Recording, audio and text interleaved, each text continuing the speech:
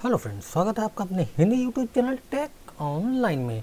तो फ्रेंड्स, अगर आप भी अपने नॉर्मल इन्वर्टर को स्मार्ट इन्वर्टर बनाना चाहते हैं तो आपके लिए आ गया है एक नया वीडियो।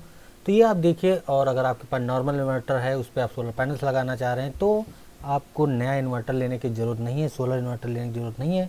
उसी पे ही आप जो है अपने पैनल्स जो हैं वो लगा सकते हैं। तो वो कैसे लगाएंगे, आज हम एक यूटीएल का एसएमयू आपको दिखाना चाहेंगे, उसके विषय में बताएंगे कैसे क्या काम करता है, कितनी क्या स्पेसिफिकेशन है, कितना पैनल लगा सकते हैं और क्या प्राइस का आपको मिल जाता है। तो चलिए, सबसे पहले तो यूटीएल की वेबसाइट पे मैं हूँ इस समय, और यहाँ पे साफ साफ लिखा है कि आपने इन्वर्टर को स्मार्ट सोलर इन्वर्टर बनाना चाहते हैं तो कैसे बनाएं। तो एक फ्रेंड्स एसएमयू होता है, सोलर मैनेजमेंट यूनिट उसको कहते हैं। तो उसमें आप जो है अपना जो पुराना इन्वर्टर है उसको इंटीग्रेट करके उसको सोलर इन्वर्टर बना सकते हैं। तो कैसे बनाएंगे, चलिए देख लेते हैं। तो सबसे पहले तो आपके पास जो पुराना इन्वर्टर है उसमें आप ये यूटीएल का एसएमयू या और भी कई सारे कंपनी के एसएमयू आते हैं। ये फ़िलहाल तो मैं पीडब्ल्यूएम के बारे में बात कर रहा हूँ, क्योंकि काफ़ी सस्ता ये पड़ जाता है आपको। 3,000 रुपये तक का आपको ये मिल जाता है 50 एम्पेयर में। अगर आप 40 एम्पेयर में लेते हैं तो उसमें आपको जो है वो 2700 रुपये तक का ये मिल जाता है। तो ये तो हो गया यूटीएल एसएमयू। अब बात कर लेते हैं कैसे ये आपके जो इन्वर्टर को है वो सोलर इन्वर्टर बना सकता है। तो ये आप देख सकते हैं कि जो ग्रिड का सप्लाई है, यहाँ से ये जो ग्रिड की सप्लाई है वो आपके एसएमयू में आती है, और इसी में आपके सोलर पैनल जो हैं वो यहाँ पे ऐड कर दिए जाते हैं, और बैटरी का कनेक्शन इसको सीधे दिया जाता है। तो ये सोलर से सीधे आपकी बैटरी को चार्ज करना स्टार्ट कर देता है। फिर जो ग्रिड का कनेक्शन इसमें दिया हुआ होता है आपके एसएमयू में, वहीं से आपको यहाँ से आउट मिल जाता है, ग्रिड का आउट। उसमें आपको यहाँ पे सोलर अपना अपना जो इन्वर्टर है वो लगा देना है। तो अब काम क्या करेगा ये, कि जब भी आपका सोलर पैनल प्रेजेंट होगा, ये जो ग्रिड की सप्लाई यहाँ से एसएमयू के थ्रू यहाँ पे जा रही है आपके इन्वर्टर के पास, ये इसको कट कर देता है। और जैसे ही आपका जो सोलर पैनल आपका जो अवेलेबल नहीं रहता है, रात हो जाती है, तो ये ग्रिड की सप्लाई को ऑन कर देता है, यानी बाईपास आपका ऑन हो जाता है। तो इसके कुछ फीचर्स हैं, जैसे सोलर चार्ज कंट्रोलर भी इसमें मिल जाता है। सोलर चार्ज कंट्रोलर आपको पता ही होगा कि आपकी बैटरी ओवर चार्ज ना हो जाए तो उसमें वो कंट्रोल करता है। तो इसमें भी आपको इनबिल्ट पीडब्ल्यूएम फ्रेंड्स ये है, और एमपीपीटी भी आते हैं, तो उसके विषय में भी अगली वीडियो में बात करेंगे। तो ये इनबिल्ट जो है पीडब्ल्यूएम सोलर टेक्नोलॉजी के साथ में ये आता है, और ये ओवर चार्जिंग को भी रोकता है। अगर आप ज़्यादा चार्ज हो रही है तो भी ये पावर को कर देगा, ये ओवर चार्ज नहीं कर देगा। फिर सोलर को प्राथमिकता देता है, या सोलर पैनल्स को सबसे पहले, मतलब अगर आपको बिजली का बिल बचाना है तो आपको सोलर से ज़्यादा लोड चलाना पड़ेगा। ग्रिड पे ये नहीं करता है, अगर सोलर है तो सोलर से ही आपकी बैटरी को चार्ज करेगा। फिर डुअल बैटरी और सिंगल बैटरी 12 वोल्ट और 24 वोल्ट दोनों के लिए ये आता है। तो आपको जैसा लगाना है वो आप कर सकते हैं। अगर आपको 12 वोल्ट पे लगाना है तो 12 वोल्ट सोलर पैनल, और 2 बैटरी पे लगाता है तो 24 वोल्ट सोलर का पैनल का आप यूज़ कर सकते हैं। आरएमपीपीटी जो होता है उसकी तरह आप इसमें 12 वोल्ट बैटरी पे 24 वोल्ट सोलर पैनल्स जो हैं वो नहीं लगा सकते हैं। फिर आता है हाई स्पीड माइक्रो कंट्रोलर वगैरह इसमें मिल जाता है, जिससे कि रीडिंग वगैरह जो है वो काफ़ी फास्ट रहती है, और अलग अलग कई सारे ये फंक्शन कर पाता है अपने इस जो माइक्रो कंट्रोलर है। इसमें एक माइक्रो कंट्रोलर आपको मिल जाता है जो कि अलग अलग स्टाइल में आपकी बैटरी को चार्ज करता है। कई सारे इसमें पैटर्न्स होते हैं, तो उस टाइम में ये चार्ज करता है। प्लस ये भी ध्यान रखता है कि मंथ में एक बार आपकी बैटरी को जो है वो 15 वोल्टेज तक चार्ज करना है, यानी बूस्ट चार्ज करना है, जिससे आपकी ग्रेविटी जो है बैटरी की वो बनी रहेगी। कम्पैक्ट डिज़ाइन है तो काफ़ी अच्छा है, वॉल माउंट के द्वारा आप इसको जोड़ सकते हैं। तो बेनिफिट्स और चार्जर कंट्रोल के जो कंपैरिजन यहाँ पे आपको दिखाया गया है, कि यहाँ पे क्या है, आपका सोलर चार्ज कंट्रोलर केवल यहाँ पे केवल बैटरी सोलर को मैनेजमेंट करता है, आपके इन्वर्टर से इसका कोई भी मतलब नहीं होता है। जबकि एसएमयू में आपको ये ग्रिड की सप्लाई को भी मैनेज करता है, कि कब ग्रिड की सप्लाई देनी है, कब क्या करना है, ये करता है। फिर यहाँ पे आपको अलग अलग सेटिंग्स भी यहाँ पे मिल जाती हैं, कि बैटरी चार्ज करना है या क्या, कैसा क्या आपको अधिकतम प्रयोग करना है या नहीं करना है। जबकि इसमें आपको कुछ भी ऐसा नहीं देखने को मिलता है अगर आप सोलर चार्ज कंट्रोलर लेते हैं। अब आप देख सकते हैं कि 15 वोल्ट तक ये बैटरी को महीने में, एसएमयू की बैटरी की लाइफ के लिए एक बार बैटरी को 15 वोल्ट तक ये चार्ज करता है, लेकिन जो आपका वो होता है सोलर चार्ज कंट्रोलर वो 15 वोल्ट तक नहीं चार्ज करता है, इसलिए धीरे धीरे जो ग्रेविटी है उसकी डाउन हो जाती है। फिर क्या है, ये क्या करता है, किसी भी मौसम में अच्छी आपकी चार्जिंग मिल जाती है, ये काफ़ी अच्छा मैनेज कर लेता है, जबकि सोलर चार्ज कंट्रोलर उतना अच्छा नहीं कर पाता है। तो कुछ ये कंपैरिजन यहाँ पे आपके मिल जाते हैं, काफ़ी अच्छा टेम्परेचर मिल जाता है, प्लस इसमें आपको डिस्प्ले भी मिल जाती है SMU में। तो ये सारे कुछ अच्छे अच्छे फीचर्स यहाँ पे देखने को मिल जाते हैं, प्लस आपको इसमें सेविंग्स भी देखने को मिल जाती है कि कितने सेविंग्स आपको यहाँ पे मिल रहे हैं।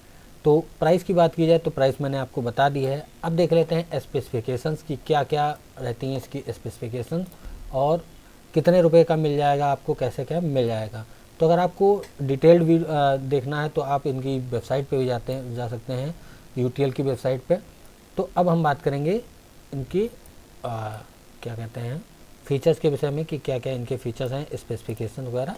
तो सबसे पहले तो बात कर ली जाए, ये 2 मॉडल्स में आता है, SMU 12-24-40 यानी कि 40 एम्पियर का है ये, और ये SMU 12-24 12 वोल्ट 24 वोल्ट 50 एम्पियर। तो दोनों में ही फीचर सेम है, केवल आपकी पैनल कैपेसिटी बदल जाती है। तो यहाँ पे आप देख सकते हैं कि यहाँ पे केवल 2 चीज़ें आपको दी गई हैं, 2 सेक्शन, बाकी जितने भी है सेम आपको मिलेगा, जितने भी फीचर्स हैं सबको सेम मिलेंगे। तो टेम्परेचर जो है वो 50 तक ये काम कर सकता है, क्या कहते हैं -10 to 60 तक। ऑपरेटिंग वोल्टेज 12 वोल्ट 24 दोनों ही आप यूज़ कर सकते हैं। ट्यूबुलर SMF आप यूज़ कर सकते हैं, और 200 AH की बैटरी को जो है ये सपोर्ट करता है। अब चार्जिंग स्टेज, जैसा कि मैंने पहले आपको बताया कि ये कई प्रकार से बैटरी को चार्ज करता है, बल्क में क्या कहते हैं प्रीटर्म पता नहीं है क्या है, तो और फिर फ्लॉट, फिर इक्वलाइज। तो इस टाइप में ये अलग अलग स्टाइल में ये बैटरी को चार्ज करता है। तो जो 12, अब सिंपल भाषा में कहें कि अगर जो 40 एम्पियर का अगर आप सोलर चार्ज कंट्रोलर लेते हैं, SMU लेते हैं, तो उसमें आप 12 वोल्ट पे 650 watt solar panel, plus 24 volt पे आप जो है वो 1000 वोल्ट के जो सोलर पैनल है वो लगा सकते हैं, 1100 तक लगा सकते हैं। वही जब आप 50 एम्पियर के जो सोलर चार्ज कंट्रोलर यूज़ कर रहे हैं, तो उसमें लगभग 800 से 750-800 वाट तक के आप सोलर पैनल लगा सकते हैं 24 वोल्ट में, नहीं 12 वोल्ट में, प्लस 24 वोल्ट में आप लगभग 1200 वोल्ट तक के सोलर पैनल्स जो हैं उसमें लगा सकते हैं 50 एम्पियर SMU में। फिर बात की जाए ग्रिड वोल्टेज, तो आपको 230 वोल्ट AC यहाँ पे देखने को मिल जाता है। लो ग्रिड कट, अगर लो ग्रिड हो जा रहा है तो 90 वोल्ट पे लो ग्रिड कट मार देगा।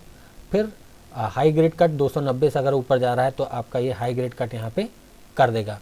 फिर बात की जाए चार्जिंग करंट की, तो charging current 20 ampere 40 ampere 20 ampere दोनों इसमें मिल जाते हैं, जबकि 50 एम्पियर वाला जो SMU है इसमें 50 एम्पियर और 25 एम्पियर अपनी प्रायोरिटी के साथ में आप सेट कर सकते हैं। जैसे 40 एम्पियर का आपके पास SMU है और आप उसमें सोच रहे हैं कि मुझे 20 एम्पियर की ज़रूरत है, तो आप उसको 20 एम्पियर पे सेट कर सकते हैं, तो 20 एम्पियर आपका कंट्रोलर हो जाएगा।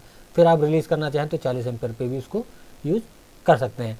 अब इसमें बात की जाती है आइडियल कंज्यूम कितना आप ये करता है, तो less than 20 mAh 20 milliampere ये जो है कंज्यूम करता है। फिर बात की जाए VOC की, तो VOC 12 वोल्ट में ये 17 से 25 वोल्ट तक की इसकी VOC है, प्लस जो 24 वोल्ट में है जो इनकी 31 से 49 जो VOC आपको देखने को मिल जाती है 24 वोल्ट पे। फिर मिनिमम इनपुट स्टार्टअप जो सोलर पर जो वोल्टेज है वो आपका 15 वोल्ट है, जबकि solar panel recovery voltage 17 volt आपको देखने को मिल जाता है। Maximum current by default 40 ampere और 50 एम्पियर अलग अलग डिवाइस के हिसाब से होता है। एफिशिएंसी जो आपको है वो 95% की आपको देखने को इसमें मिल जाती है। फिर यहाँ पे बहुत सारी डिटेल्स वगैरह आपको दी हुई हैं, तो ये सब आपके मतलब क्या कहते हैं पॉज करके यहाँ पे रीड कर सकते हैं। इक्वलाइज कैलेंडर 28 दिन बाद ये इक्वलाइज करता है बैटरी को, 15 वोल्ट तक चार्ज करता है। फिर मैं ये आपकी बात कर लूँ मेंस रिकनेक्ट, अगर सोलर प्रेजेंट नहीं है तो किसी भी बैटरी पे तो क्या करना है, मतलब mains reconnect when solar not present, तो कोई भी बैटरी लगी हो अगर सोलर नहीं प्रेजेंट होगा तो ये मेंस को कनेक्ट कर देगा। फिर mains reconnect with sufficient power solar power, अगर सोलर पावर की पावर 11.8 वोल्ट से डाउन जा रही है तो क्या करता है ये ग्रिड को कनेक्ट कर देता है। फिर मेंस डिस्कनेक्ट हो, अगर 13.8 वोल्ट से ऊपर चला जा रहा है तो ये मेंस को डिस्कनेक्ट कर देगा। फिर अगर 13.7 mains disconnect when sufficient solar power for SMF battery के लिए है, तो ट्यूबुलर के लिए जो है 13.8 है और एसएमएफ के लिए 13.7 है, जब ये मेंस को डिस्कनेक्ट कर देगा। फिर बात की जाए डिस्प्ले पैरामीटर्स, तो यहाँ पे reserve policy, battery reverse current और सारी चीज़ें यहाँ पे देखने को आपको मिल जाती हैं। हाई पीवी है, तो ये जितनी भी चीज़ें हैं आपको सोलर वोल्ट, लो वोल्टेज और टेम्परेचर, लोड, शॉर्ट सर्किट जितने भी हैं ये सारे के सारे आपको डिस्प्ले को देखने को मिल जाते हैं। तो कुछ ऐसा है अपना SMU solar management unit 40 ampere और 50 एम्पियर में। तो मेरे ख्याल से अगर आपको 650 ज़्यादा आपको सोलर नहीं लगाने हैं तो मैं रिकमेंड करूंगा कि आप 40 एम्पियर वाला अपना सोलर जो SMU है वो लगाएं। अगर इससे ज़्यादा आपको पैनल्स लगाने हैं, 50 एम्पियर तक के आपको पैनल लगाने हैं PWM, तब आपको RMPPT के साथ में जाना चाहिए। आपको PWM SMU या कुछ भी यूज़ नहीं करना चाहिए, सीधे आपको सोलर इन्वर्टर लेना चाहिए, वो भी RMPPT का, अगर आप 1000 वाट सोलर पैनल्स लगा रहे हैं। तो फ्रेंड्स, कैसा लगा आपको वीडियो हमें कमेंट करके ज़रूर बताइएगा। अगर आपको वीडियो पसंद आया है तो लाइक ज़रूर करिएगा। मिलते हैं अगली वीडियो में, तब तक के लिए बाय बाय।